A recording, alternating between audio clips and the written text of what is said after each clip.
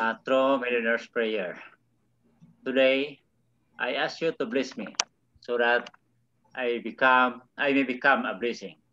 Lord, I commit myself to enrich others. But because I cannot give what I do not have, I commit myself to become rich. I commit myself to serve you and to serve the poor with my wealth. Today, I open myself to the abundance of your universe. Use me as a channel of love. Give me the ability to create wealth that will bless the world. Increase my financial wisdom and expand my territories. I place my life in your hands. In Jesus' name, amen. Amen. Spirit, amen.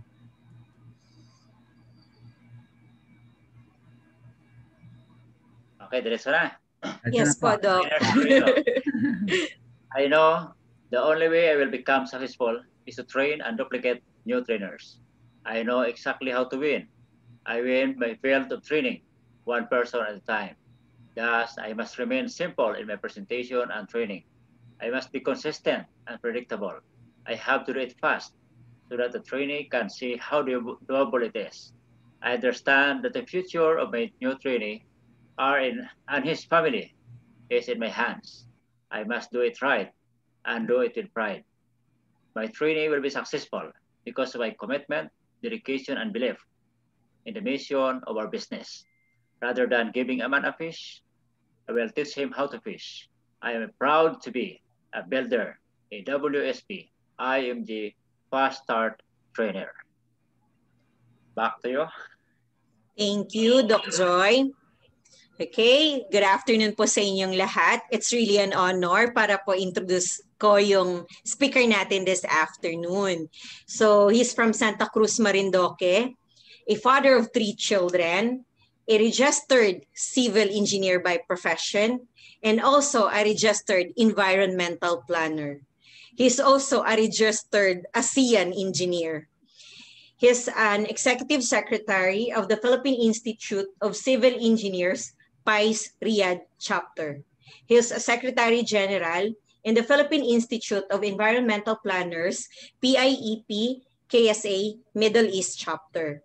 He's also a member of Team Expand Dancers 2020. Well, he's our Senior Marketing Director here in International Marketing Group and soon to be a CEO, Green Jacket, here in International Marketing Group. So without further ado, our speaker this afternoon is none other than our Senior Marketing Director, Juanito Rico Hermoso. Yes. Maraming salamat po, Ma'am Shane. May dagdag na tayo na qualification ngayon. May dagdag na tayo. Humahaba na lalo yung pangalan natin ngayon. Maraming salamat, Ma'am Shane.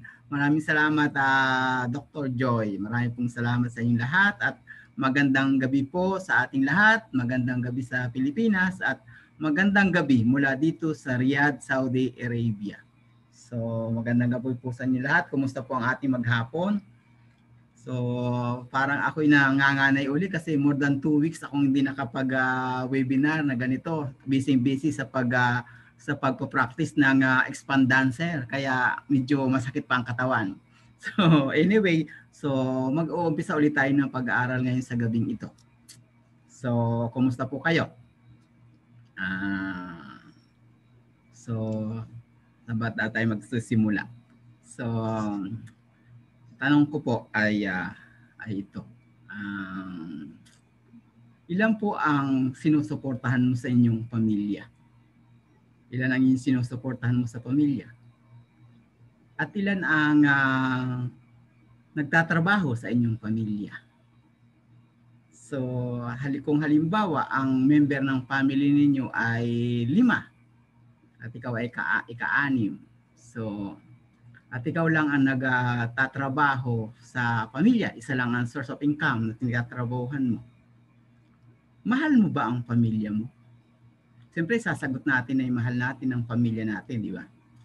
So, kung mahal natin ang pamilya natin, ay kung sakali tayo ay magkasakit at tayo lang ang nagtatrabaho sa atin, pamilya, paano na yung 5 umaasa sa atin?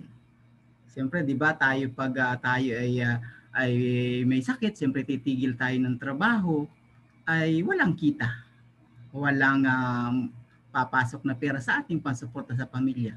Paano ang pamilya natin kung mahal natin ang pamilya natin? So, kaya ang alam natin na ang ating buhay ay hindi ang habang buhay na tayo ay bata pa.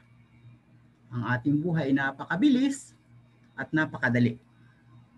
Kaya dapat kung may pagkakataon pa tayo ay kumikita pa ngayon, mayroon pa tayong sweldo na natatanggap, ay kailangan nating sinupin ito. At para sa pagsinop na yan, ay dapat nating isalang-alang ay ang ating kalusugan. So dapat meron tayong healthcare na hinahanda para sa ating kung sakalin tayo magkasakit at pagtanda natin ay merong mag-aalaga sa atin. So kailangan ngayong habang bata pa tayo ay nagpiprepare tayo. At sa dito ay dapat meron tayong choosing the right healthcare. Ano ba yung dapat nating healthcare na dapat nating piliin na mag-aalaga sa atin? Na pag tayo ay may kasakit, mag-aalaga sa atin at kung sakali man naman tayo habaan ng buhay, mag-aalaga sa atin pagdating ng panahon. Kasi sa Pilipinas ay marami ang namamatay ng mga sakit, hindi dahil sa walang ng mga gamot o mga hospital na pagdadalhan, sa bagkus ay walang pera na pampapagamot. Kasi hindi nakapaghanda habang nung sila nagtatrabaho pa, habang sila kumikita pa, hindi sila nakapaghanda. Kasi daw ang buhay natin ay nagdidepende kung ano yung gusto natin sa hinaharap natin, ay nakadepende kung ano yung mga ginagawa nating paghahanda ngayon. So ano ba yung mga bagay nating hinahanda ngayon na kasi hindi man natin tawag dalangin ay tayo po ay magkakasakit. At talagang tayo papunta ron. Hindi man natin pigilan man natin ang panahon ay tayo tatanda. Pigilan natin ang panahon ay tayo ay magre-retire. Pigilan natin ang panahon ay mga anak natin ay lalaki din. So ano yung mga paghahandang ginagawa natin lalo na sa mga in terms of sa ating kalusugan? Tayo ba ay basta sasabihin na lang natin na bahala na ang kapalaran pagdating ng panahon pag tayo nagkasakit? So kaya dapat ngayon pa lang tayo kumikita ay sinupin natin at bigyan natin ng ang part yung para sa ating kalusugan. Kasi kung halimbawa hindi ka nakapaghanda, hospital ka, talaga naman tayo magkakasakit, ay sa mga ward, pag minsan nagsasalo pa sa isang higaan. So dati ang sakit mo isa, magiging dalawa, tatlo magiging sakit mo. Kaya dapat paghahanda ka, so paghahanda mo para din sa maganda mong kung ano yung hospital na pupuntahan mo. Kung gusto mo ba sa executive at na ang ang higaan ay napakaganda. Dahil ang pinakamahal daw na higaan ay wala sa 5-star hotel kundi nasa hospital. Dahil talagang kahit ano man ating pigilin, talaga tayo magkakasakit. Kaya ngayon pa lang ay prepare tayo para doon sa ating hinaharap, para sa ating kalusugan. I-prepare natin, piliin natin dapat yung tamang healthcare na babagay sa atin. O yung talaga makakasuporta pagdating ng panahon na tayo magkakasakit. Dito mo tayo sa survey. Ayon sa senior citizen survey, so ang 8% daw ay umaasa sa mga charity. At totoo naman yun, makikita natin naman sa Pilipinas kahit ngayon, kahit nung wala pang pandemic, marami ang pumipila sa mga PCSO, sa mga DSWD, sa mga charity institution para humingi ng pambili ng gamot, para panghingi ng pang-hospital. Sana hindi tayo mapasama doon. Habang ngayon na tayo ay nagtatrabaho, ay sinupin natin yung ating kita para mag-set aside tayo para sa ating kalusugan. At meron din 40% na kahit retired na, ay dapat mag-retire na, ay nagtatrabaho pa. Nakikipag-ginagawan pa doon sa mga bata-bata na magtrabaho. Kasi hindi pa sila nakapaghanda. Kung matatanda natin nung mga nakaraan, meron tayong nabalita na isang principal sa isang eskwelahan na nag-apply pa ng janitress dun sa school na kanyang pinagtuturuan dati, na dati siya principal. Di ba parang napakasakit no na ikaw dati tinitingala sa isang school na yun, tapos mag-a-apply ka na janitress para lang makasuporta sa pang-araw-araw mong buhay. Di ba parang napakasakit yun? So ang ibig sabihin, hindi siya nakapaghanda habang doon siya ay nagtatrabaho pa bilang teacher, bilang principal. At meron ding mga 30% na umaasa naman sa mga anak. At marami pa rin naman ganyan nangyayari ngayon. Kaya tayo na tayo nag-aaral, ay huwag tayong i-prepare natin yung ating hinaharap. Kasi ang anak natin ay magkakaroon din ng pamilya yan. Sasabihin ng anak natin na mahal tayo ng anak natin, sila ang mag-aalaga sa atin pagdating ng tayo pagtanda. Oo, mahal tayo ng anak natin. Ayun kayo magiging manugang mo, yung magiging asawa niya, mahal ka.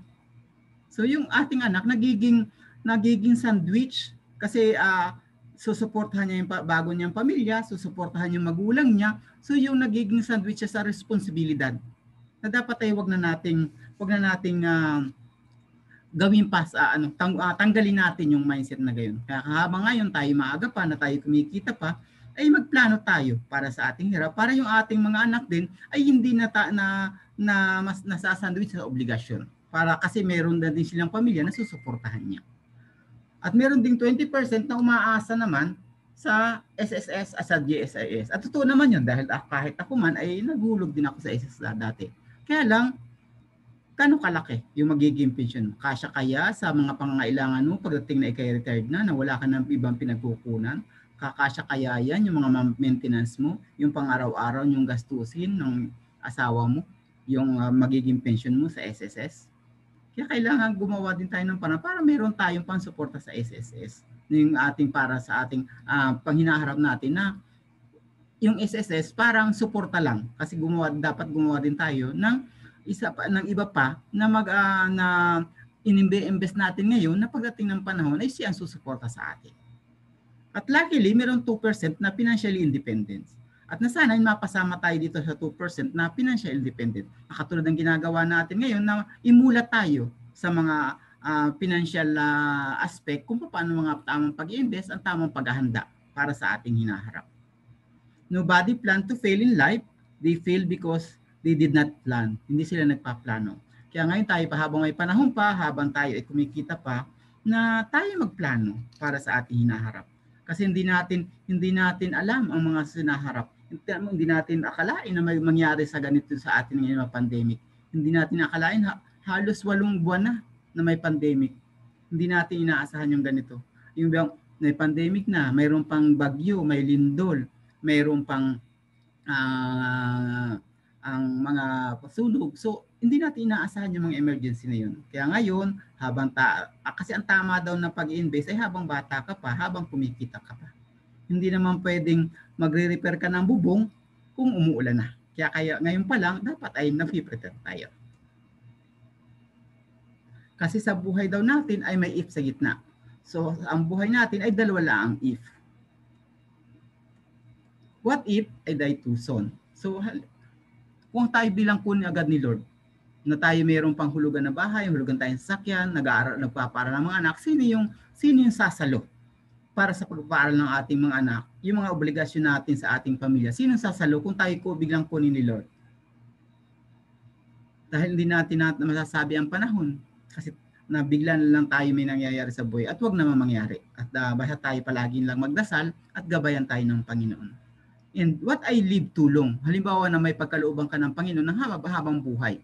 Siyempre, pagdating na retired ka na, wala ka ng trabaho. Sino yung susuporta sa iyo na magsusuporta sa iyo kung wala ka ng sweldo? Sino yung kung kayo magkasakit ka, sino yung magsusuporta sa iyo? So diyan papasok yung halimbawa kung ikaw ay if you die too soon, so dapat meron tayong life insurance na kung sakali may mangyari sa atin, mayroong magsusuporta, mayroon tayong income replacement na mag-aalaga sa pamilya natin. At what if I live too long? So meron dapat tayong long-term care at saka may investment na pagdating ng panahon, yung let our money work for us. So dapat ngayon nagpe-prepare na tayo. At isang tanong, may pangatlo pala, tatlong tanong pala yon. What if ako'y magkasakit? So sino yung mag-aalaga sa iyo? So hindi lang pala dalawa, tatlo pa. What if ikaw ay magkasakit? Kasi daw, if you die too soon, may mga dapat natin consider yung clean up funds. Ang ibig sabihin, yung sa mga memorial services, dapat i-consider natin din yun. Ano yung ating paghanda para doon. Kasi talaga papunta din naman tayo din, una-una nga lang. Kaya lang siyempre dapat tayo nag-iingat para tayo din ay pagkalooban ng Panginoon ng mahabang buhay. Yung ating family income natin, sino susuporta sa pamilya natin pag kinuha agad tayo ni Lord. Yung educational plan ng ating mga anak, yung mga emergency fund na kailangan, yung sinasabi ko nga kanina. At what if we leave too long? So, ano naman dapat natin i-consider? Kailangan din natin mga special needs natin. Yung mga food supplements, siyempre pag nagkakaedad na, kailangan mga food supplement. Meron tayong mga tawag dito, maintenance na. So mayroong kailangan tayo may caregiver para hindi natin alaba yung ating mga anak na meron ng pamilya. So hindi natin maabala. So meron tayong caregiver na mag-aalaga sa ating pagdating ng tayo pagtanda natin. So meron tayong natatanggap na pension fund, retirement fund, na makakapag-travel pa tayo at yung ating mga sport pagpapatuloy pa natin na merong pera na dumadating sa atin dahil tayo maagang nakapaghanda. So dito naman naglalaro yung ating pag-uusapan. Ano nga yung dapat patatagin natin ang ating financial foundation. So dapat meron tayong i-increase natin yung ating cash flow, meron tayong healthcare protection para in case na tayo ay magkasakit, meron mag-aalaga sa atin at humaba ang buhay natin, may mag-aalaga pa rin sa atin.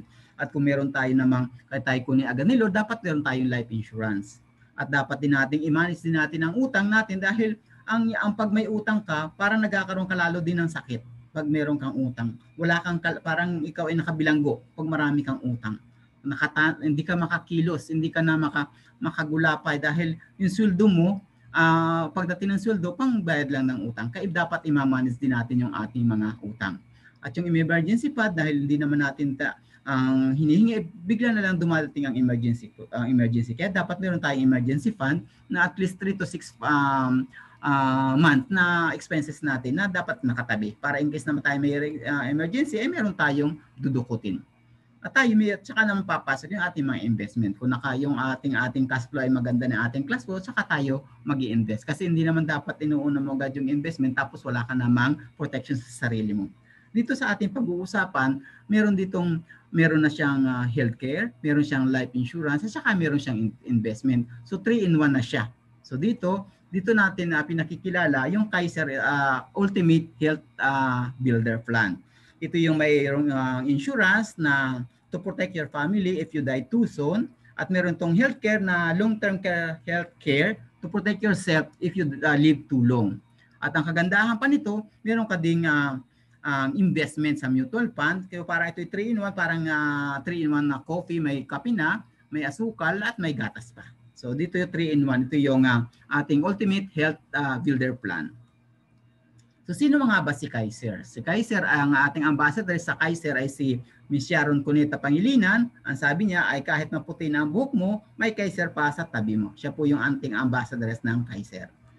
So ang Kaiser po ay Health Maintenance Organization o HMO, company accredited with the Department of Health, under the Bureau of Health Facilities and Services. At ang Kaiser din po ay nakaregister with the Securities and Exchange Commission or SEC on June 8, 2004 as a healthcare provider with authorized capital stock of 160 million, which is ang capital lang ng mga HMO ay 50 million, but yung ang capital stock ng Kaiser ay 160 million. So mahigit triple dun sa required na capital stock ng mga HMO. At ang Kaiser din po ay duly accredited with the Insurance Commission. Kung isi-search po natin ito sa SEC, makikita po natin doon yung Kaiser. Nandun yung kanyang Certificate of Incorporation. Pwede natin pong i-research yan na makikita din natin yan sa Google. O kaya i-search lang po yung SEC.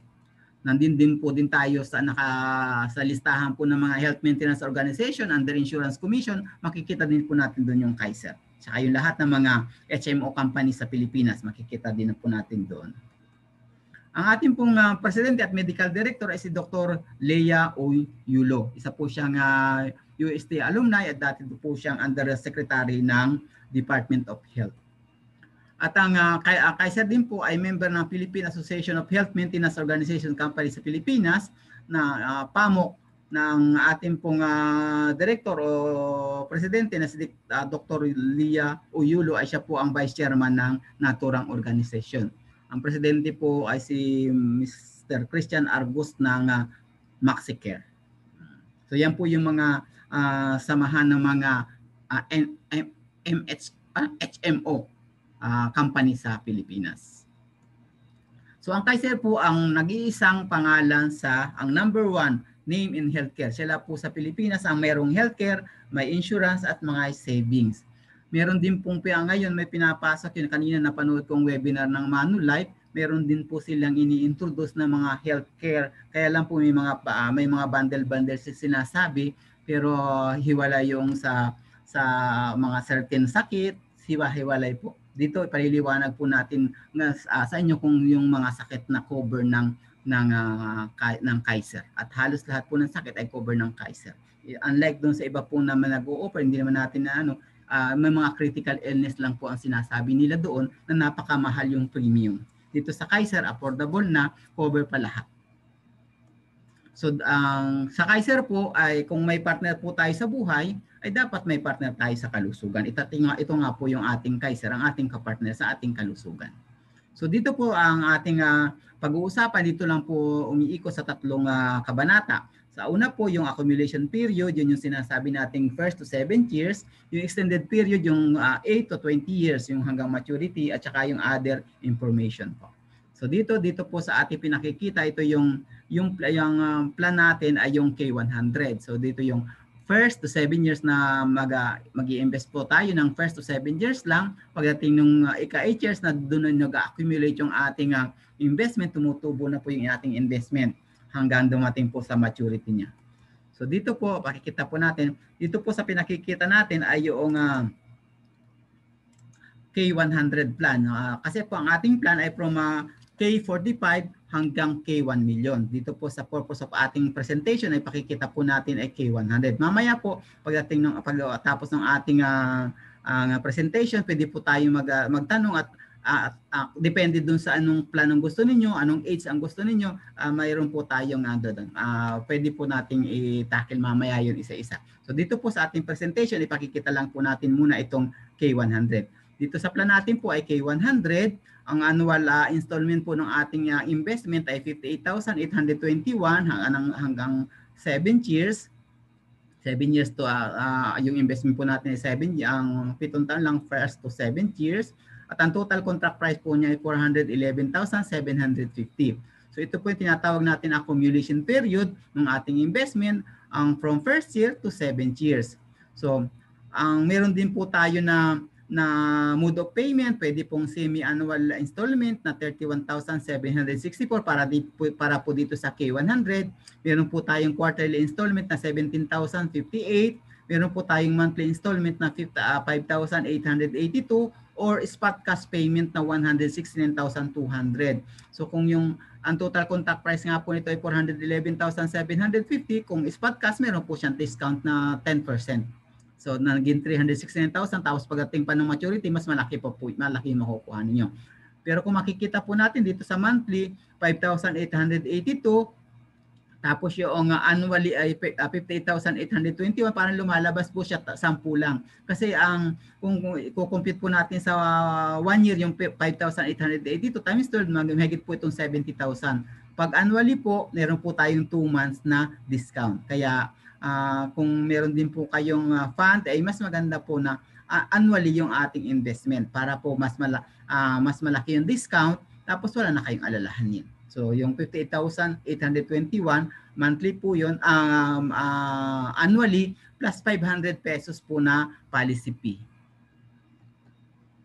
So bukod po doon sa habang tayo naghuhulog para doon sa ating investment 1st to 7th years, meron po din tayo iba pang mga benefits na nakukuha. Meron po tayong free annual physical examination, ini-examine po yung ating dugo or CBC, nagpapa-examine po, general exam po tayo para sa ating dumi o sa ihi. Meron din po tayong x-ray, meron din po tayong ECG, meron po tayong pap smear para sa mga kababayan. Ito po lahat ay free habang ikaw po ay naghuhulog ng ating investment ng 1st to 7th years, kahit isang taong ka pala nakakapaghulog, ay ito po lahat ay maabil mo itong mga free physical examination na ito. Ang kaanuhan lang po doon, halimbawa po ikaw nasa Pilipinas, kailangan dapat maka 1 year kang ang hulog ko sa Pilipinas. Dito naman po ikaw ay nasa ibang bansa, palibasa po tayo ay yearly lang umuuwi, basta't approve lang po yung iyong yung iyong policy, pagdating mo sa Pilipinas, magpa-appointment ka, pwede po pong i-avail itong mga annual physical examination na po ito. Meron din po tayong dental check-up, halimbawa magpapabunot ng ngipin. Hanggang may bubunutin ng ngipin po, pwede pong bunutin. Wag lang po yung mga operasyon. Yung may mga root canal, hindi po covered yun, yung mga major operation. Pero yung mga simple na bunot ng ngipin, free po yun. Kasama po sa mga benefits na nakukuha natin while we are paying our investment from 1st to 7th years.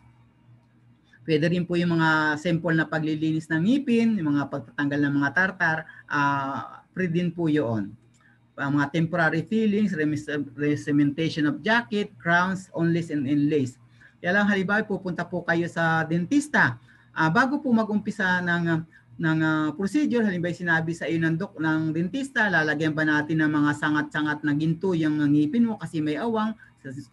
Sumagot ka, oo. Gusto ba nating lagyan na ito ng mga star-star para maganda yung ngipin mo? Sabihin mong oo. Tapos pagdating ng tapos ng procedure, bigla kang siningil ng dentista, nagalit ka at akala mo libre. So bago tayo po mag-umpisa ng ating procedure sa dentista, tanong mo muna kung ano yung free.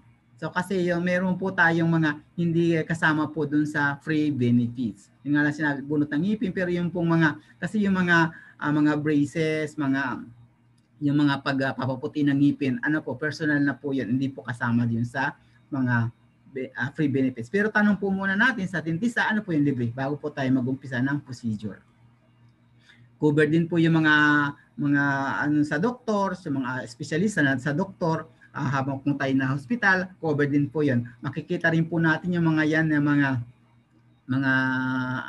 charges sa doktor, nakikita rin po natin yan sa ating policy. Nakalista lahat po yan doon yung mga policy natin, yung mga benefits nakalista po sa ating policy. Kaya kailangan kung ikaw ay may policy ng ng insurance o healthcare o life insurance, dapat binabasa. Kasi kalimitan, yung pag may mga life insurance tayo, katulad ko dati yung isang aking life insurance na dati, hindi ko pa rin nababasa hanggang ngayon.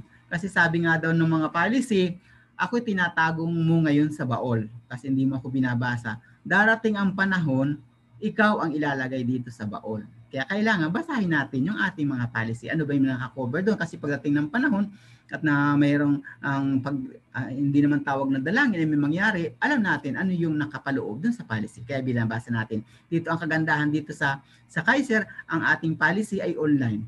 Anytime pwede mong basahin kasi may naka-online ito, meron tayong portal na sarili natin, hindi na kailangan i-download, hindi na kailangan i-friend. Basta i-open mo lang yung portal, nakikita mo ang ating policy. Mababasa mo doon ano ba yung cover ng iyong policy. So cover din po itong operating room, kung tayo halimbawa na hospital at may kailangan ng procedure na mag-opera, cover din po. Kung halimbawa ay malala yung sakit at meron tayong cover din po tayo sa ICU.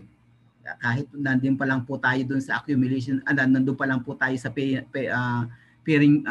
period ng ating investment, 1st to 7th years, kahit isang taon pa tayo nakakahulog at tayo may mangyari sa magkasakit tayo, pwede cover po yan, cover po sa hospitalization yan. Kaya lang po ang pinaalala po natin, itong ating investment na ito ay long-term health, long-term investment.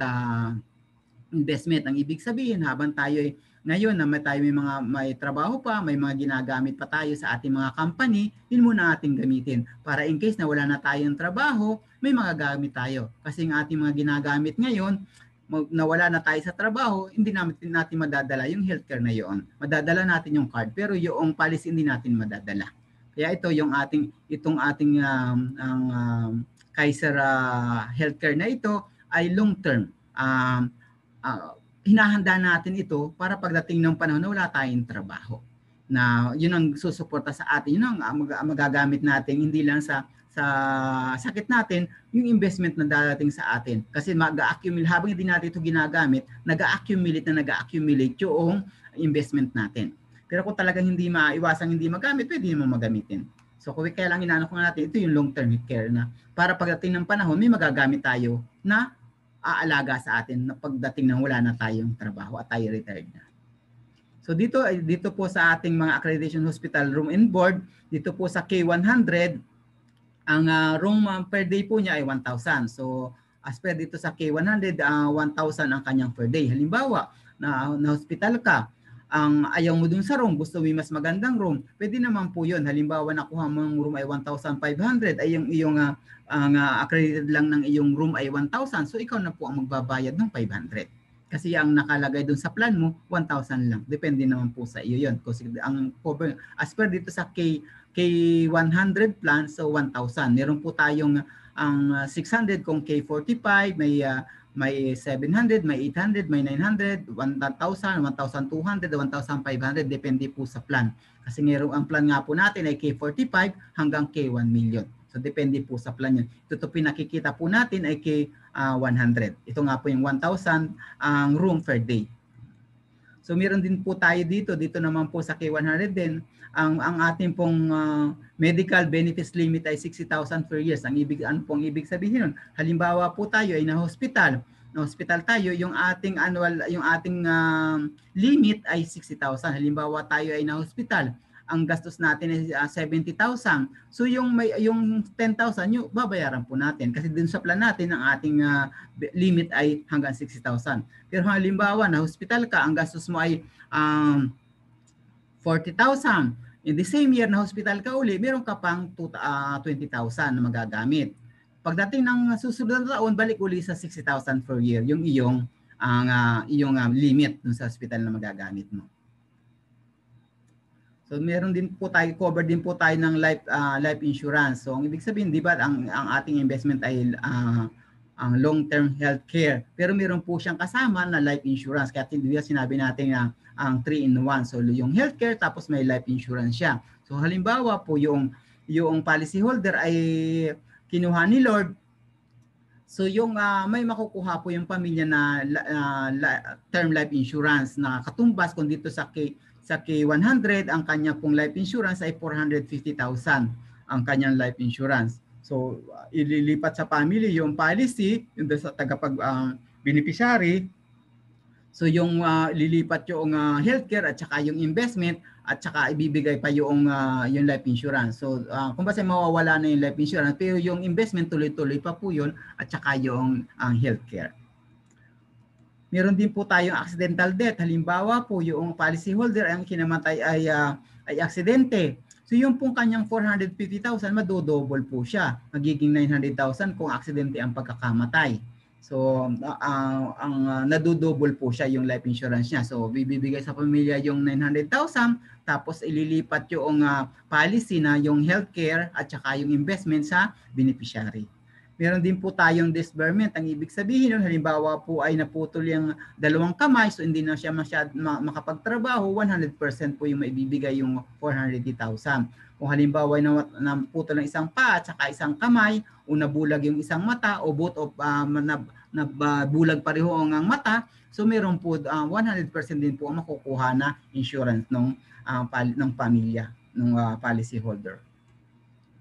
Waiver of installment of premium due to total permanent or disability. Halimbawa po yung policy holder na kapag hulog lang ng kanyang investment hanggang 6 years, so meron pang isang taon na kulang para dun sa kanyang hanggang ika-7th year na investment. So yung isang taon na po, waive na tapos antay na lang po yung maturity niya. So hindi na siya magbabayad, to consider na paid na po yun kasi hindi na po siya makapagtrabaho yung policy holder natin. So ito nga yung sinasabi ko kanina, yung halimbawa ay namatay, so yung policy holder, bibigay po sa pamilya yung term life insurance, nakatumbas dito sa K100 ay 450,000, tapos ililipat yung investment sa beneficiary at saka yung kanyang investment at saka yung healthcare. Malilipat, mawawala lang po ay yung life insurance kasi bibigay na sa kanila yung life insurance niya. Meron din po tayong family assistance. Kaya lang po dito sa family assistance, dapat ay doon lang sa first degree of consanguinity. Ang ibig sabihin, doon lang sa asawa, sa anak, sa nanay o sa kapatid ang services. Halimbawa po na hospital, yung member ng pamilya, di ba sa atin po ay kailangan ng down payment para bago tayo ma-admit sa hospital. So as ikaw po ay policy holder, yung munang iyong policy o yung card mo ay piprenda mo sa hospital. Pero pagdating para lang siya ma-admit yung iyong kapamilya. Pero pagdating po ng pagbabayad, ikaw babayaran mo na po yun kasi itong ating Kaiser Healthcare ay individual po ito. Pwede lang assistant as per the approval ng ang Kaiser pa rin po yun. Pero yung sa pagbabayad, babayarin pa rin po natin yun kung ang na-hospital ay yung family member. Para lang prenda lang po yun para ikaw ay ma-admit sa hospital. At saka yung ibang mga benefits na makukuha ng pamilya mo as a policy holder. So far, meron po tayo natutunan. So natapos po natin yung first part, yung first to 7 years. Ano mga po ang mga tinalakay natin doon? Yung annual physical examination na free po siya. Yung dental benefits, free po din yun. Depende po doon sa procedure na paano nyo sa dentista. Yung room and board na yung 1,000 per day para doon sa K100. At sa room naman niya ay ang limit niya ay annual limit niya ay 60,000 para dito sa K100. Waiver of installment due to disability, waiver of installment due to death, term life insurance, yung halimbawa kung ngayon namatay yung policyholder, ano yung insurance na ibibigay sa pamilya, accidental at saka yung disbursement, at saka itong family assistance. Ito po yung cover nung accumulation period. Ito po yung mga benefits at saka yung mga nakukuha natin habang tayo ay nagpapalago pa ng ating investment. Binabayaran po natin ng first to 7 years. Hanggang 7 taon lang po nating babayaran yung ating investment. So ano naman po ang pakatapos yung ika-8 years? Yun po naman ang tatalakay natin. So ang pinaalala natin, ang ating pong investment ay first to 7 years po tayo magbabayad ng ating investment. So dito naman po tayo pupunta doon sa ano na ang mangyayari, tapos mo ng hulugan, tapos mo na yung investment mo ng first to 7 years. Pagdating ng 8 years, ano naman yung mangyayari, ano yung mga benefits na makukuha mo as a policy holder. At bago yun, pagkatapos excuse me, nung bayad, bibigyan ka po nito ng ATM card. Para po itong ATM card na i-issue sa atin at saka kasama ng certificate of completion ng payment, magbibigay po sa atin ng ATM. Kaya lang po, pinaalala sa atin, ito pong ATM na ito ay ginagamit lamang ay sa healthcare. Pwede po ito sa hospitalization at saka sa pharmacy. Pero hindi po ito pwedeng gamitin sa mga grocery o sa mga iba nating mga bayarin. Nandito na yung ating fund, nakalagay na yung mga fund natin na yung ating hinulog na yung tubo, diyan papasok yung ating accumulated benefits na ipapasok diyan ng Kaiser. Pero gagamitin lang natin po yan ay sa hospitalization at saka sa mga gamot. Hindi po ito pwedeng gamitin sa pag-grocery o sa mga ibang mga pangangailangan. So dito tatalakay naman natin po ano na po yung mga nakukuha natin at pagdating ng 8 to 7 years. Dito po nga di pa pinakikita po natin, ito nga po yung ang ating pinag-usapan ay yung plan K100. So the K100, ang installment pay po niya annually ay 58,821, ang contact price niya ay 411,750. Ano po yung mga benefits o ano yung makukuha natin pagdating ng ika-8 years? So ang una po, first number 1, yearly healthcare hospital benefits limit. 10% of the long-term care benefits value earned starting from the end of the accumulation period and every year thereafter up to that 20 years. Ano po ang ibig sabihin nun? Diba dito po sa ating plan ay K100. Ang ibig sabihin po ng K100 ay 100,000. So yung 10% po ng 100,000 ay 10,000. Sa unang taon po, yung ka-8 years, meron na po yung fund natin na 10,000. So 10% ng 100,000 ay 10,000. Every year, meron po siyang ang 10,000. 10,000 hanggang pagdating ng 20 years. So habang hindi po natin siya nagagamit, ang number 2 po, accumulated health benefits. Benefits, ano naman po ang ibig sabihin noon? Yung pong 10,000 ng unang taon at hindi natin nagamit po, tutubo po siya ng 10%. So 10% ng 10,000 ay 11,000 plus 10,000 na uli nung kanyang annual benefits sa 10,000, so magiging 21,000 na. Halimbawa, hindi din po natin nagamit, hindi natin nagalaw, tayo na may malusog at na meron tayong ginagamit ng sa ating healthcare sa ating company. So pagdating no ika 10 years, yung 21,000, 10% ng 21,000 ay 23,100 plus 10,000 ika 10 years. So meron ka na pong 33,100 dun sa iyong fund, dun sa iyong card. So hanggang dumating yung ika 20 years, so magiging 269,750 nag-accumulate po siya. So ano pa, meron pa po. Number 3, additional year healthcare hospital benefits. It is benefits other than the yearly healthcare benefits limit at the end of the accumulation period, and every year thereafter up to 20th contract year, provided the Kaiser investment earning is higher than 6% per annum. So ano naman po ang ibig sabihin nun? Diba doon po sa ating investment, nag-invest po tayo ng 1st to 7th years. Yung mga investment po natin, yung Kaiser, ini-invest po ito sa mga mutual fund na ang interest ay 6% to 12%.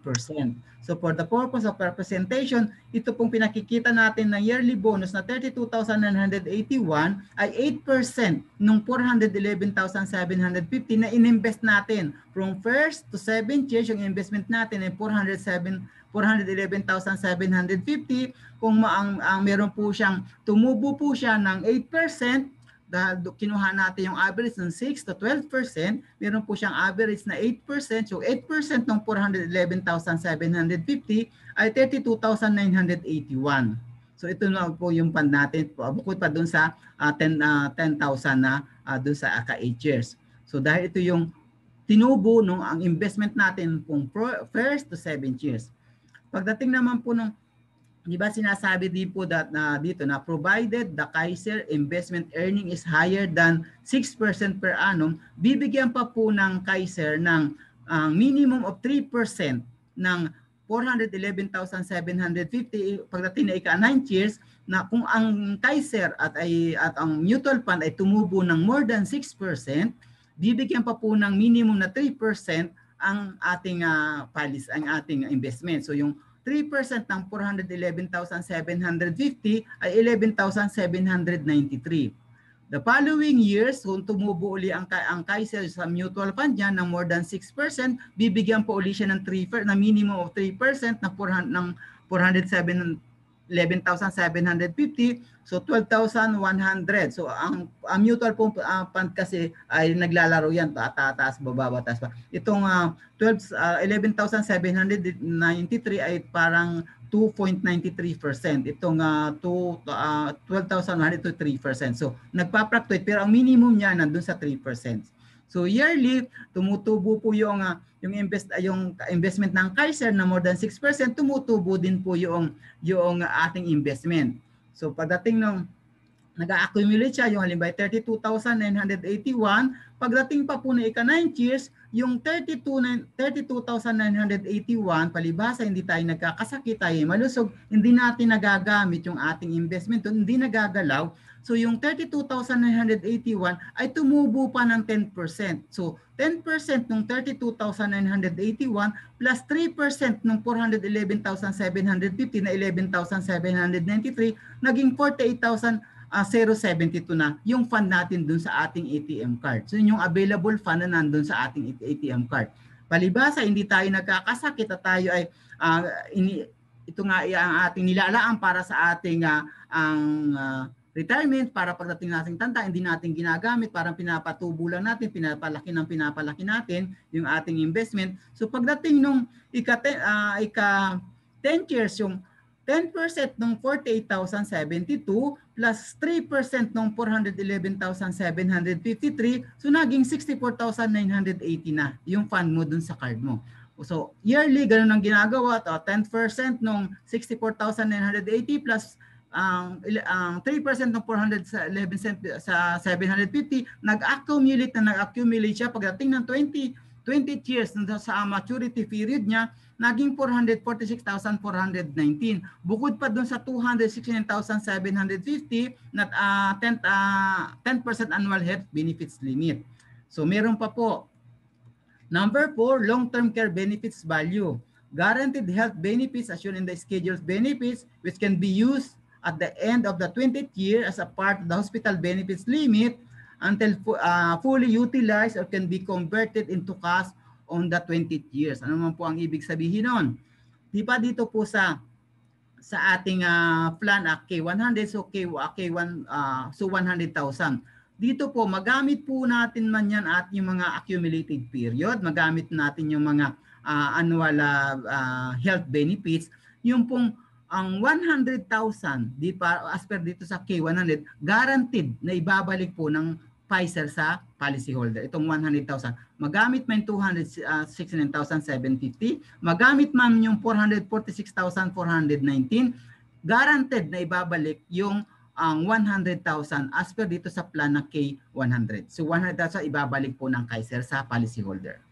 Meron pa po. Number 5, long-term health benefit healthcare experience incentives, hospital benefits limits, approximately 85% of the total membership fees which can be converted into cash or be part of the hospital benefits limit from 20th year until fully utilized. Ano naman po ang ibig sabihin nun? Di ba tayo po ay nag-i-invest ng first to 7 years. Habang tayo po ay naghahulog ng ating investment ng first to 7 years, hindi po siya natin nagamit ni minsan. Bibigyan po tayo ng bonus ng Kaiser ng 85% ng ating contract price na 411,750. Meron po ang equivalent po niya ay 350,000. Kaya lang po ang senaryo dito, halimbawa nagkasakit ka, minsan kahit isang beses lang na ikaw ay nagkasakit, ginamit mo yung iyong healthcare noong nagbabayad ka pa ng investment ng first to 7 years, na gamit mo, mawawala yung 350,000 ito, yung 85%. Kasi ito parang bonus dahil nung nag-paying period ay hindi ka nagkakasakit. Pero halimbawa talagang ikaw hindi na iwas ay kinagkasakit. Nung panahon na ikaw ay nag-i-invest, pwede naman po na gamitin mo lang yung card at para ma-admit ka, pero kung magbabayad ka hindi naman kalakihan, bayaran mo na lang muna para yung 85% ay hindi mawawala. At kung sakali halimbawa meron ka namang ginagamit pa ibang card, yung short term, yun lang muna gamitin mo. Kasi nga itong ating plan na ito ay pang long term para may magamit tayo pag wala na tayong trabaho. Para hindi sayang din yung 85%. Pero kung talagang hindi naman talaga maiwasan, talagang wala tayong pagkukunan, wala naman pong problema. Pwede natin ito naman gamitin. Kaya lang siyempre, mababawasan nyo yung ating sa maturity date, yung maturity value, bababa po siya kasi na-hospital tayo. So, yun ang mga senaryo po. No? Pero kung talagang hindi maiwasan, pwede naman pong gamitin. Pero kung talagang meron ka pang magagamit, wag muna natin, ilaan po natin ito para sa ating retirement. Para meron tayong magagamit pagdating ng panahon na wala na tayong trabaho na pinagkukunan. So ano po yung mga nakuha natin? So meron tayong accumulation health benefits yung 269,750, yung accumulated health bonus na 446,400. So sa unang taon yung ika-8 years, yung 10,000 natin, tapos yung 8% ka noong, ito yung 10,000, yung 10% ng 100,000, yun naman 32,981, ito yung 8% ng 411,750. So sa ika-8 years, meron ka ng fund na 42,981. Ang tanong, di ba kanina, doon sa first to 7 years, ang ating benefits, annual benefits limit ay 60,000. So yung po nung habang tayo nagpay pa ng ating investment, hindi pa tayo tapos magbayad ng ating investment, yung annual benefits po doon 60,000. Pagdating po ng ika-8 years, hindi na po yung 60,000. Ito na pong mismong pera mo, yung mismong investment mo na lumago na, ito na po yung iyong fund doon sa card mo. Ito na yung magagamit mo. So doon sa starting sa ika-8 years, meron ka ng 42,981. So hindi mo nagamit at hindi ka naman nagkakasakit. So yung 21,000 plus 48,072, meron kang 69,072 dun sa fund mo pagdating na ika-9 years. Pagdating na ika-10 years, hindi ka rin nagkakasakit dahil masugat, meron ka pang ginagamit na iba. So naging 98,080 na yung pera mo dun sa yung fund mo dun sa iyong healthcare card. So, dire-diretso, taon-taon lang, hindi mo nagagamit, umiikot, tumutubo, nag-accumulate yung tubo, nung tubo nag-accumulate siya. So, naging 816,169. So, kung susumahin natin dun sa 10% ng annual benefits accumulated, meron tayong 269,750. yung yearly health bonus accumulated, yung kasama nung sa 8% nung habang tayo nag-i-invest, yung 416,419, yung guaranteed na ibabalik ng Kaiser na yung 100,000 base dito sa K100, at yung 85% ng 411,750 na 350,000, ang suma total niya ay 1,166,169. As per dito sa ating plan na K100, nag-invest siya ng maaga nung 22 years old. 22 years old pa lang siya. Pagdating ng maturity, 42 years old na siya, ang kanyang pera ay almost 1.2 million. At sa panahon yan na 42, sigurado siya nagtatrabaho pa. So meron pa siyang na pinagkukunan ng kita. So yung pera niya, kung halimbawa i-invest na, kung anong gagawin niya doon sa 1.2 million, itutuloy ba niya sa Kaiser o kukunin niya? So may mga option po tayo, depende po sa iyo dahil itong pera ito sa iyo na, kumbaga nag-accumulate na yung inyong investment. So bago po tayo pumunta doon, ano pa po yung mga benefits bukod pa doon sa mga figure na yon, meron pa po ibang mga benefits. Kasi di ba ito healthcare naman po itong ating investment. So pwede po yung outpatient kasi doon po doon sa accumulate doon sa paying period hindi pa po pwede yung outpatient. Pwede po yung pre-consultation lang pero yung dapat na hospital para magamit niyo yung card mo. Pero dito po sa ika-8 years yung outpatient covered na po siya, yung inpatient, yung mga pre-existing illnesses, kung halimbawa yung mga pre-existing, yung halimbawa nung nagpa-approve ka, hindi mo naman nararamdaman, hindi mo naman alam na ikaw mayroong kang sugar. So pagdating nung ika-3 taon, meron ka na palang sugar, pero approve ka na nung unang nag-apply ka pa naman, wala ka pang sugar. Yung mga pre-existing, hindi natin alam, meron pala tayong sakit na ganun. Basta ilalagay lang natin yung ating, kung ano ba yung sakit natin, huwag tayo magsisinungaling doon sa ano. Kasi meron naman tayong doon sa mga pre-existing. Yung pre-existing kasi na illnesses, halimbawa tayo nagkasakit, namatay, yung policy holder, tapos siya ay nagsinungaling, siya pala ay may sakit sa puso, o siya ay high blood, siya ay may diabetes, ikinamatay niya ay diabetes. Wala pa siyang 2 taon na wala pa siyang 2 taon nagbabayad doon sa kanyang investment. So, maiimbestigahan yun.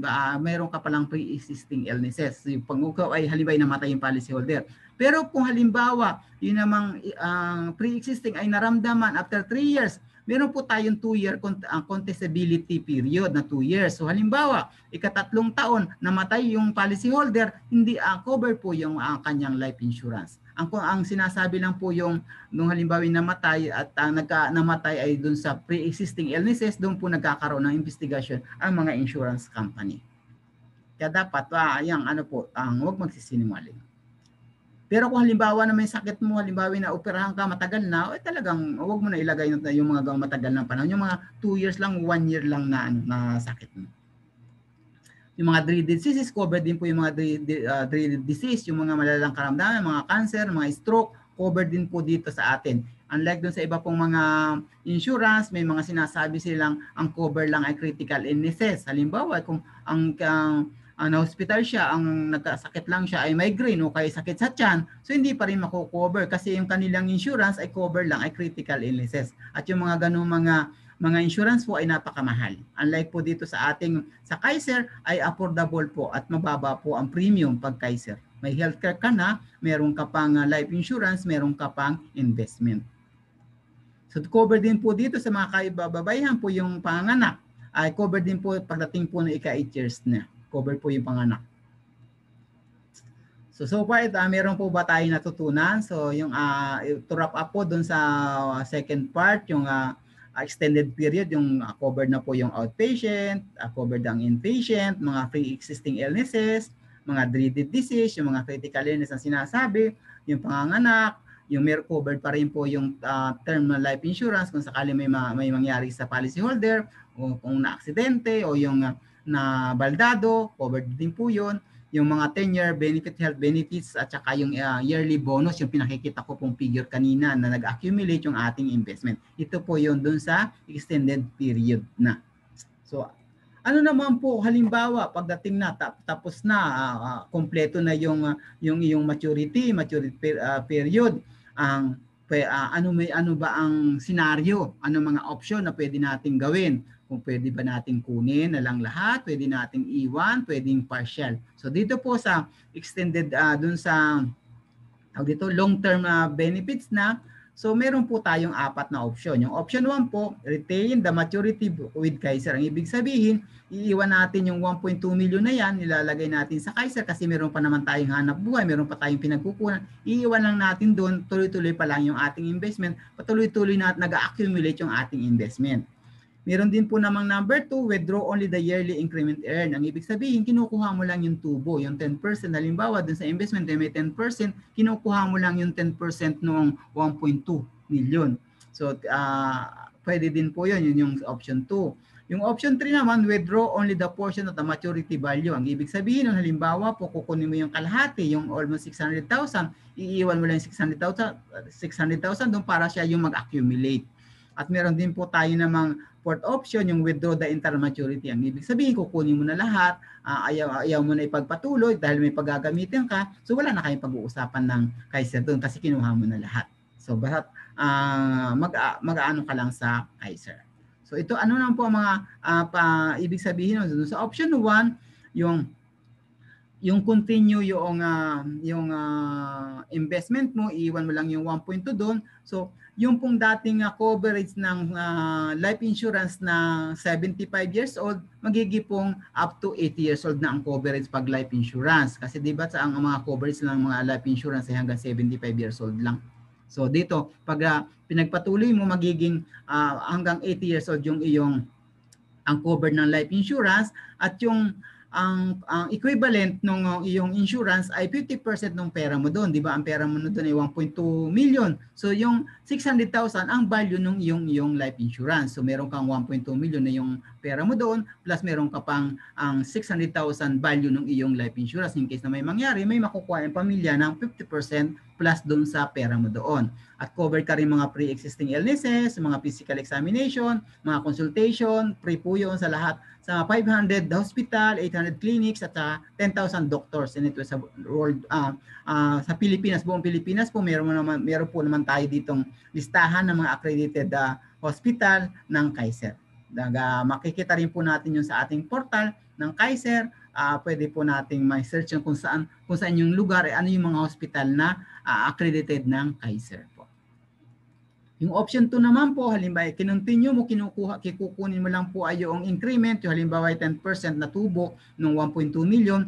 Ganun pa din po, yung 75 years old na term insurance ay magiging up to 80 years old siya. Kaya lang yung value na value ng yung life insurance ay 25% lang ng 1.2. So bali 300,000 lang ang value ng iyong life insurance. Pero nandun pa rin yung pera mo. So yung halimbawa may nangyari, namatay yung policyholder, mayroon siyang term insurance na 300,000 plus yung pera na 1.2 million at kung ano pa yung tumubo siya doon. So tapos covered pa rin yung mga pre-existing illnesses, mga consultation, at saka yung mga consultation sa mga hospital na katulad din ng option 1. Yung option 2 at 3 naman po, yung ang ibig sabihin kukunin mo na yung kalahati. Halimbawa, yung 600,000, i-withdraw mo yung yung 600,000, iiwan mo lang yung 600,000 para yung accumulate.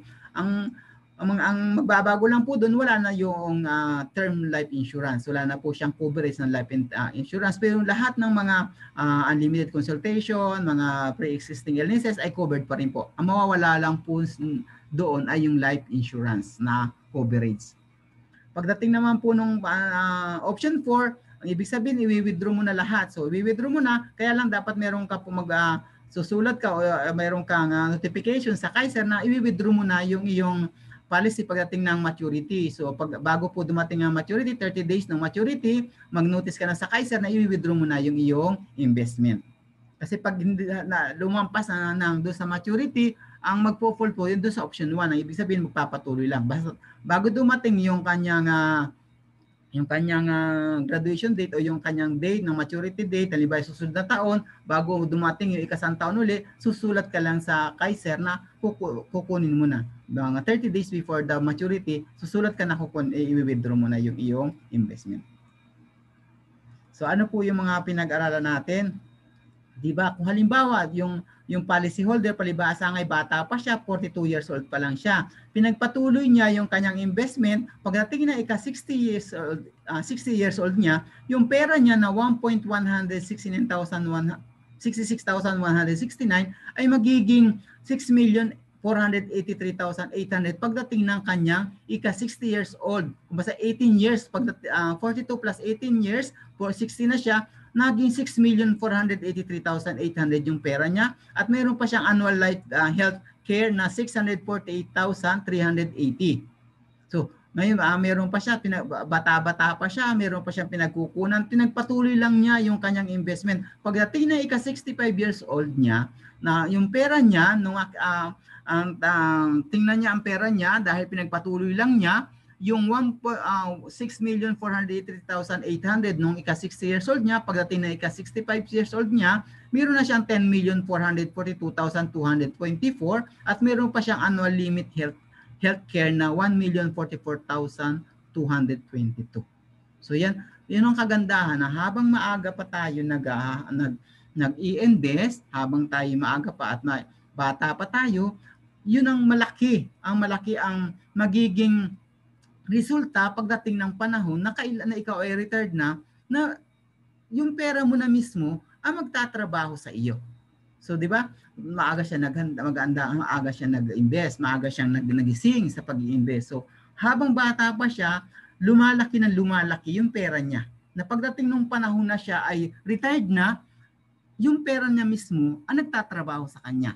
Dumadating na lang yung pera na hindi na siya nagtatrabaho kasi pera na mismo ang nagtatrabaho sa kanya. Yun nga ang kagandahan na dapat ikaw ay hindi nagre-repair ng bubong ay pag ikaw ay pag tag-ulan na. Dapat nagre-repair ka ay pag ikaw ay tag-araw pa. Yung bata ka pa nag-uumpisa ka mag-invest. Parang katulad din yung hindi ka pwedeng kumuha ng healthcare pa ikaw nasa hospital na, walang man nagbibigay sa iyo. Dahil may sakit na, walang magbibigay ng health provider ng health insurance kung ikaw ay may sakit na. Kaya dapat nga pa nag-i-invest, kukuha ka ng mga healthcare ay kung ikaw ay kailang malakas pa. Dahil bata ka pa, malaki pa ang tsansa, malaki pang lalaki yung iyong investment. So dito naman po tayo sa part 3, yung mga other information, yung pre-existing medical condition, pre-death disease, eligibility kung sino mang eligible na mag-avail ng ating healthcare, ang ating Kaiser Healthcare, at saka ano ba yung telehealth coverage na dito sa Kaiser.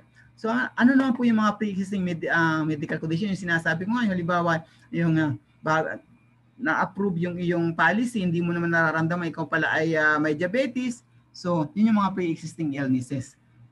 Halimbawa meron kang high blood na hindi mo naman dati nararamdaman.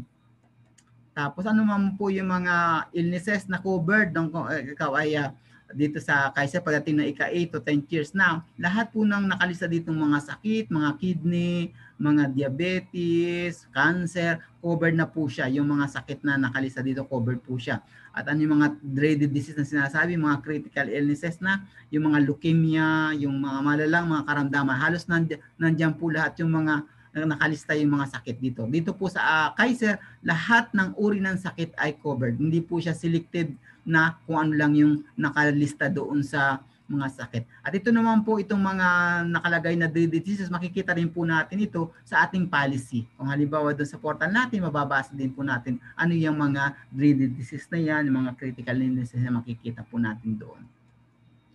So, sino naman po ang mga eligible na kumuha ng Kaiser? Ang eligible din po ay from 10 years to 60 years old. Kasi daw po yung mga bata, yung below 10 years old, yan yung mga may sakitin pa. At pagdating naman sa 60 years old, yan ay yung malapit-lapit na. Kasi kung halimbawa 60 years old ka na, pupunta ka sa mga healthcare o sa mga life insurance, ang pabango mo na ay Kutingko o pabango mo na Ikipikacent oil, ay sasabihin sa iyo ng mga insurance company na hindi iba yung lalapitan mo. Dapat lumapit ka na ay sa mga memorial plan na. So, joke lang po yun. So, dapat kaya habang maaga po tayo, ay mag-prepare po tayo. Dito po sa 10 to 40 years old, ang minimum niya ay K45. Kasi di ba ang minimum po natin ay K45 to K1 million. Kung halimbawa ay mas kaya niya, mas mataas sa K45, so pwede naman tumaas sa K45, K50, K60, K75, 150 hanggang 1 million. Pero pagdating naman po ng 40 to 50 years old, ang minimum po niya ay K60. So hindi po siya pwede magkumuha ng K50 o K45. So ang minimum po ng 41 years old hanggang 50 years old ay K60. Pag naman po pagdating ng 51 years old hanggang 60 years old, ang kanyang minimum ay K75. Hindi siya pwedeng kumuha ng K60, K45 o K50. Pwede po siya magtaas ng K100, K150, K250. Pero ang minimum po ng 51 to 6 years old ay K75. Ito po yung meron po tayong dito, illustration mamaya kung ano yung gusto nyong plan. Meron po pwede po nating ipakita. So ano naman po ang kahalagahan ng PhilHealth dito sa ating Kaiser? Kasi po kahit ano man yung nangyayari ngayon sa PhilHealth, ang mandatory po sa mga hospital sa Pilipinas ay meron pong healthcare. So halimbawa po na hospital ang isang policy holder, pagdating po doon sa hospital, may pipirmahan po doon na form para sa PhilHealth. Kasi po, ang PhilHealth may binabayan na certain percentage doon sa bill natin sa hospital. Parang kung 25% o 20%, ganun po percent. So halimbawa, kung babayaran ng PhilHealth ay 20%, so ay yung policyholder ay hindi siya member ng PhilHealth. So yung 20% na dapat babayaran ng PhilHealth ay yung policyholder po ang magbabayad at yung 80% yun yung babayaran ng Kaiser. Kasi mandatory po sa mga hospital sa atin ay ka-tie up ang PhilHealth. Sila po yung nagbabayad ng mayroong certain amount na binabayaran ang PhilHealth. Ano naman po yung mga grace period o yung bago malapse yung ating policy? Dapat halimbawa po ang due date mo ay September 30, hindi ka nakabayad ng September 30. Aantayin ka pa po ng Kaiser hanggang October 30. Basta wag nang palampasin ng October 30 para hindi po mag-lapse yung iyong policy. Halimbawa po siya ay nag-lapse, hindi natin nabayaran, na lumampas doon sa 30 days grace period, meron lang po tayong tinatawag na update at saka redate. Meron lang po tayong binabayaran na surcharge na 1.5% o 18% per annum. Halimbawa, hindi po tayo nakabayad ng 4 na buwan. So, babayaran lang po natin ng 1.5% per month yung kanyang surcharge. O halimbawa, talagang hindi tayo nakabayad ng isang taon. So, hindi natin mabayad. Meron naman po tayong redate. Ang ibig sabihin ng redate, yung due date, yung maturity date, madadagdagan lang po na isang taon. Kung halimbawa, hindi ka isang taon ka hindi nakabayad, hindi mo nababayaran yung hindi mo nabayaran isang taon. So, re-redate mo na lang. So, magbabayad ka lang ng 300 pesos, tapos magbabayad ka na uli ng taon na yun. So, mababago lang po yung maturity. Madadagdagan kung ano yung hindi mo nabayaran. So, kasi yung isa, yung update, yung babayaran mo lahat, yung hindi mo nabayaran plus surcharge, o yung redate, babayaran mo na lang yung talagang due mong date ng buwan na yun at hindi mo nabayaran, iisod lang yung maturity niya. At magbabayad ng 300 pesos para sa redate, reinstatement fee. At depende pa rin po yan sa approval ng Kaiser. So, pwede po bang upgrade ang plan o mode of payment? So, pwede naman po siya mag-upgrade. Halimbawa, kinuha mo ay K75 ngayon. So, na-approve na siya. So, bago dumating ang isang buwan at ikaw ay nakapag-isip na gagawin mo ng K100, so before 30 days nang na-approve, ipa-upgrade mo na. Gawin ng K100. Kasi pagkalipas ng 30 days, ay hindi mo na pwedeng baguhin yung plan mo. Pwede ka lang magbago kung tapos mo nang bayaran yung iyong investment ng 7 years o kung yung nag-spot cash ka para kumuha ka ng panibagong plan. Kasi hindi po pwede dito sa atin yung dalawang plan na binabayaran ng isang policy holder. So, pwede po yung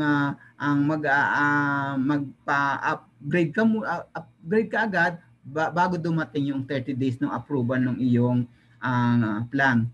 Yung halimbawa ng mode of payment naman, halimbawa yung mode of payment mo, dati ikaw ay monthly, gusto mong maging quarterly o yearly. So ganun din po, halimbawa before 30 days, mapabago mo na. Pero halimbawa, nakabayad ka na ng mga 5 buwan o kaya isang taon ka na nabayad na monthly, gusto mo nang maging yearly. So, ipakukompute mo na lang po yung natitira pa para maging yearly ka na. Tapos ay magbabayad ka ng 300 pesos para sa processing fee para maging yearly ka na.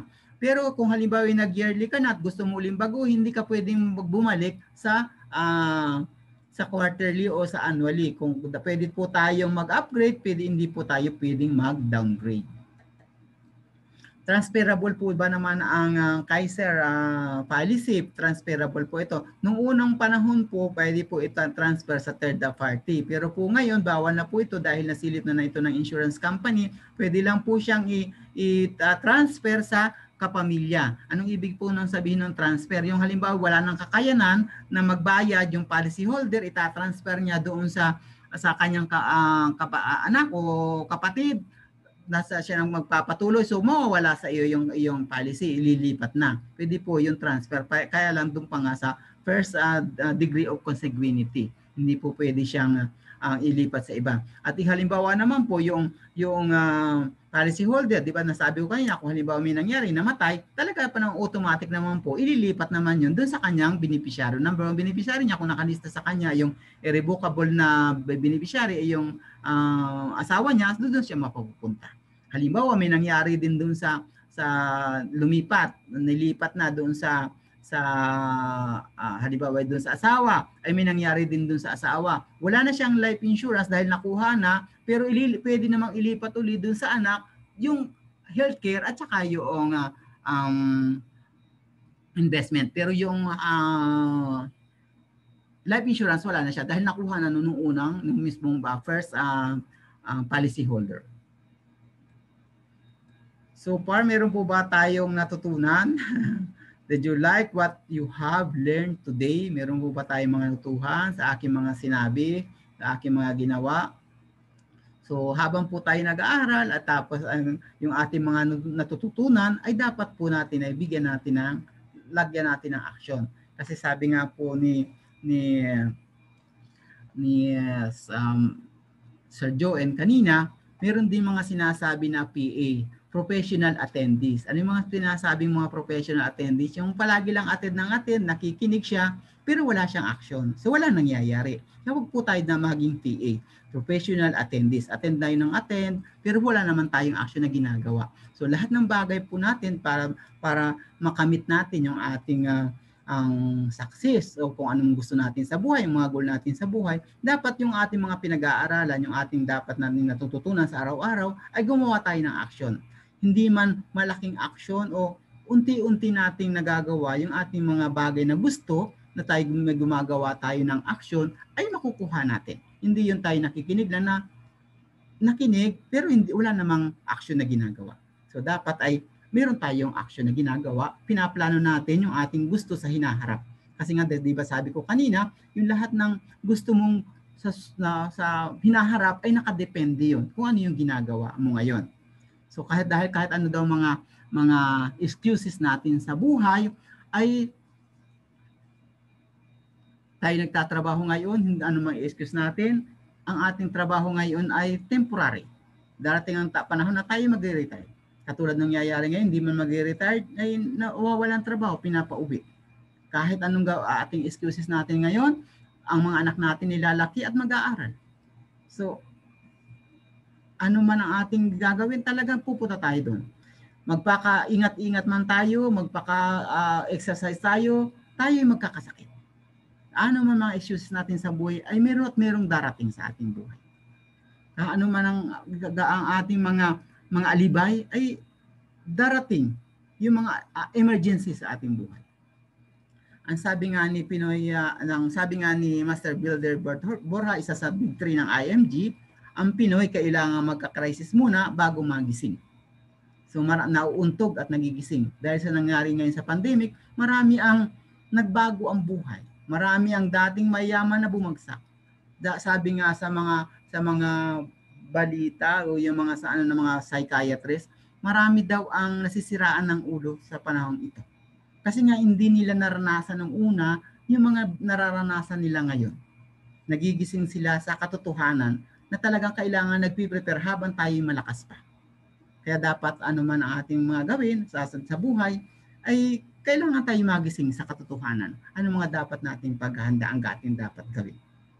Kaya ikaw kaibigan, gising ka na ba? Marami pong salamat at magandang gabi sa ating lahat. Maraming salamat po. Maraming salamat po. Congratulations, SMD June.